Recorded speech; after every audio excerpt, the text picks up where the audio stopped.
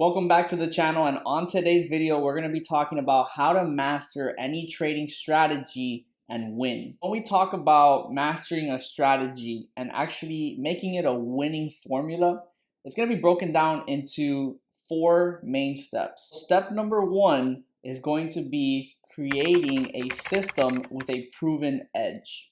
You see, I said that any trading strategy, right, can win. But the key with that is going to be that that trading strategy has to be proven to have an edge in the market. An edge is going to be what gives you that probabilistic advantage that you're actually going to look at your trades in a series of 10, 50, 100 trades. And after that set, you're going to come out profitable, whether you're winning the majority of your trades with a high win rate or the risk to reward factor of your losses versus your wins is giving you a positive expectancy of return. So no, you can't just take random trades. You can't have just some, strategy that doesn't have any real backing, that doesn't have any real testing. And so that's why you have to, choose a strategy. It doesn't have to be how I necessarily trade. It could be a lot of different ways. It could be trading support, resistance, trend lines. It can be trading using Fibonacci tools. It can be straight price action. Maybe you have some indicator templates. At the end of the day, what it always comes down to is having the right win rate and or risk to reward factor looked at in a major sample size that shows you have an edge over the market that creates profitability over a certain amount of time. For this first step, you're going to have to either put in a lot of time creating your own system or adopting a system that you may learn from myself, a different mentor or influencer, or somebody that has taught you the right vocabulary, the right confirmations, really the right approach to that system and that strategy. Step number two is going to be back testing your edge in the market, utilizing some of the trading tools that are made available to us. In this example, I use TradingView's replay mode,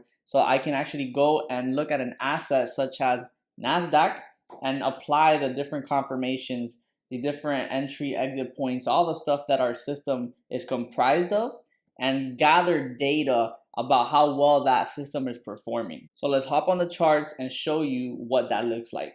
For our back testing, I'm going to be utilizing TradingView's replay mode to really go back in time and pretty much see a strategy play out so that we can test how well it actually performs. Now, there are other platforms you can find similar tech in order to do this for. I highly recommend you guys use TradingView. There is a paid subscription depending on the level of features that you want, but even their most basic plan, you're going to be able to get something like replay mode, which is going to be very valuable. So don't be scared to invest into your education, right? Don't be scared to invest into tools that are going to help you become a better trader, such as this replay mode. So we're going to go and click replay up here, and we're going to be analyzing the NASDAQ on the 15-minute time frame, and let's just bring it back till about over here. And so we're going to be, in this example, not trading necessarily the strategy I employ, but we're going to be doing something simple like support and resistance. So we're going to mark up this level. We can see that price has bounced off of this price point once, twice, 3 times, right? We can also mark up this section over here where we have some resistance. And we're going to be playing off of these zones. Now, we see that price has broken through this resistance now, and we can try something like a break and retest strategy. And let's look for a decent profit of about a 2-to-1 risk to reward ratio, for example. So we're going to put our stop loss at this high, roughly, let's say 400 pips, 40 points. And let's go for a 2-to-1 risk to reward ratio. So basically risking 40 points to make 80, 400 pips to make 800 pips. So we have our strategy, we have our edge in the market that we're looking to use here. We're going to wait for this level of support turn resistance. We're going to look for a 2-to-1. And so now with replay mode, we can fast forward a little bit, let the candles play out, and we'll see that price taps in. We are now entered into the trade. Now let's see what happens. Do we win? Do we lose? Does the trade play out where it basically consolidates and we break even? So we'll go, and right away we almost hit TP1, come back to entry, and then here we finally smash take profit. 2-to-1 booked. Awesome. So that is one trade. Now what I recommend, you can leave this chart here and just start compiling a bunch of risk to reward scenarios here of what happened when we played off of this strategy of trading support and resistance levels with break and retests. So now we see that a new level has formed here on NAS. All right. Price has reacted off of here.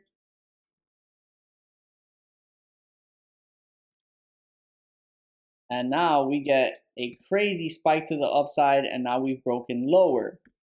So what happens now? Let's see if we can find another break and retest trade off of this level to take us lower. So we're going to go ahead and put our risk to reward. We're going to enter here. And let's say we go with a 500 pip stop, a 50-point stop. And we're going to be looking for at least a 2-to-1 risk to reward ratio. Price dips off, continues to push lower. And now we broke a new low here. So what does that tell us? Okay, let's scrap this for now. We have a new range that we're working with. Let's put this zone right here. So if price comes and respects that zone, we're going to want to take sells off of it. If we see that price starts to come break above that, then we'll buy that support level and take it to the next key level over here.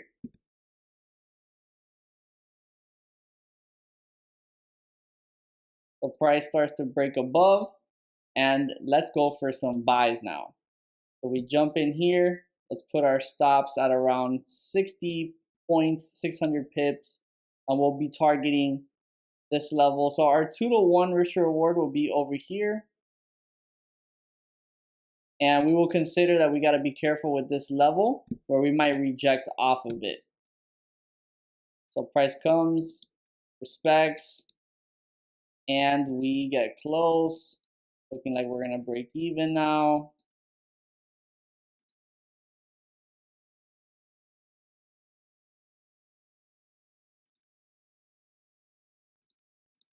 And now price hits stop. All right, so this is a great moment now of learning. This is why it's so important to backtest. What happened with this scenario?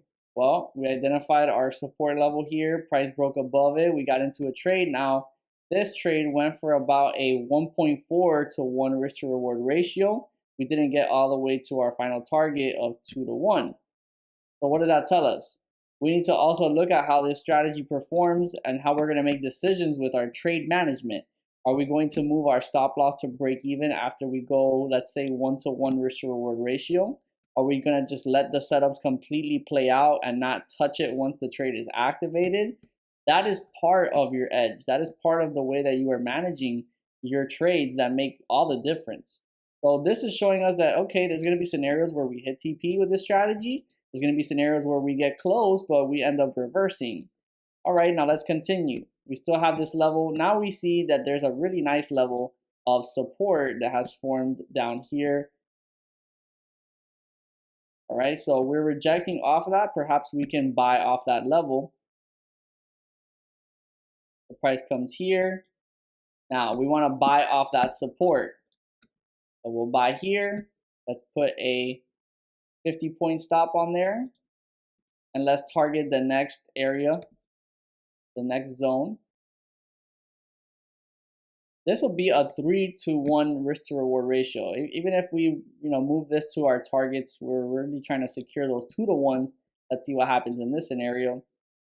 Price respects that support level. And then we hit stop loss. So what happened again with this trade? We went for about a 1-to-1 and then we hit stop loss. So that's two scenarios now, right, back to back, where we netted a 1-to-1 risk to reward and then price reversed on us. So when you start doing this back testing, you might start to say, hey, Should I be worried about just securing maybe 1-to-1 risk to reward ratio opportunities instead of 2-to-1s?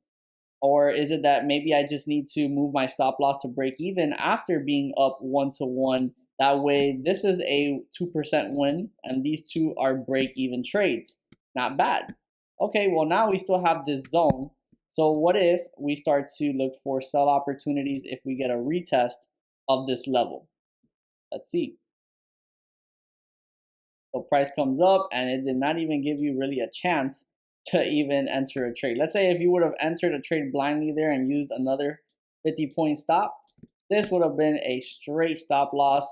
Price just completely blew up into this price point, and there you have your first loss. You may say, okay, well, now we know that we broke above this zone again. So if price retests this, I will look for buys to the next zone. All right, let's see if price gives us a pullback. We do get a pullback, and this was probably news. How far would you have put your stop loss? If this would have been a 50-point stop, this would have been where you literally got tapped out, hit stop loss, and then price flies to the upside. That is another thing that can happen. You may be in opportunities that were actually pretty spot on, but the stop loss just barely gets tapped before price reverses. See, these are the realities of trading, right? All these different scenarios. And so you want to learn these lessons in a simulated environment where money is not at risk, and you can speed through this and really see, should I be trading support and resistance? Should I maybe look at a different strategy? What is the goal? What am I trying to accomplish? All right. So if you do this over and over and over, day after day after day, you're going to really see whether the asset that you're trading is something that you might need to change, or whether your strategy is something you may want to change, or at least slightly tweak to know, hey, a lot of times we're booking 1-to-1s. Maybe let me start going for 1-to-1s. Or maybe sometimes the stop loss that I'm using is a little bit too tight. Let me widen that stop loss a little bit. And as you continue to tweak on the back end, through your back testing, you'll get a lot more confidence, clarity, and understanding of the asset you're trading. Step number 3 is going to be something called forward testing. So again, we've already developed our edge on paper. Number 2, we went and back tested utilizing TradingView's replay mode to see how it has done historically. Now we need to actually put that data to the test in live markets. That is what forward testing is. Now, I recommend that you do that either on a demo account, pay per trade that for an extended period of time, whether it is several months or an X amount of a high number of trades, at least 50, 100 plus, or even do it on a small account where you're not putting yourself at risk financially for something especially that has not been fully proven to work and be profitable consistently over time. Now, this is especially important because of two big things. Number one is that the market's behavior during the time of your back testing, whether you were looking at the days recent or months back, may not be the same market conditions that are going to be happening this month or in the next 3 to 6 months or the next year. So you always have to have your head on a swivel as an entrepreneur, as a trader, to adapt your system and really see how it's performing in real time. The second thing is that now you're talking about execution. You're talking about feeling the pressure, whether it's psychologically, having money on the line, right? A lot of those different factors are going to affect the performance. And a big part of trading is being able to execute properly. A lot of people, they can go on TradingView, replay mode something. There's really no pressure. You're able to kind of skim through everything very, very fast. But when you're doing that in live markets, where you're going to have days that are very peculiar with how price is moving, your emotions get involved, and you're actually having to make decisions quickly.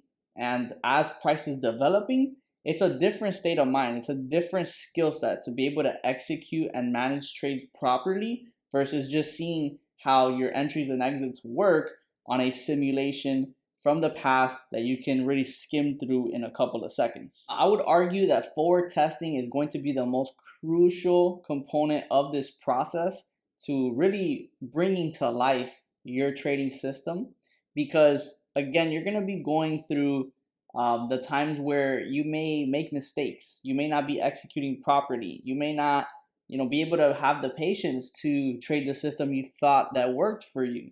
So it's very important that you take this step very serious, that you are tracking things, that you are really giving your full focus and attention here, because it's going to show you the reality of how your trading is going versus what you project it to be like when you're in a simulated quick pace environment like the back testing phase.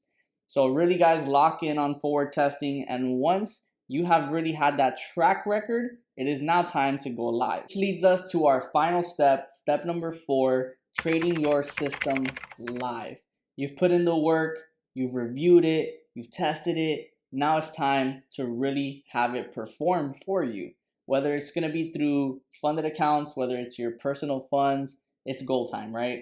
And so we need to really allow the system to play out over a series of trades, over 100 trades, a couple of months. And always keep in mind that you may need to refine that system, that it may not always perform that edge consistently. So don't be afraid to always continue to analyze what you're doing with your trading, always looking to make tweaks if it is not working properly. But don't get that confused with what we learned in our back testing. You're going to go through win streaks, you're going to go through losing streaks, you're going to have times where you're breaking even.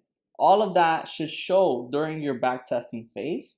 And if you see some differences when you're trading it live, it goes to show you that you may not be executing properly. You may have lost your focus for whatever reason now that you're trading the live capital, or the market conditions have ultimately changed, which means that your system also may need to be tweaked a bit to compensate for that. So with that said, regardless of whatever strategy you're going to be implementing, whether you learn it from me, whether you learn it from someone else, whether you've really created it on your own from reviewing the markets day in and day out, you want to apply this 4-step method to creating that system, testing that system, and putting it to work for you, because we know that once you really have that consistently profitable system, trading can open many doors for you. And that's really the goal of why we are trading day in and day out. If you found this video helpful, make sure to like, comment, subscribe, and turn on post notifications as I continue to provide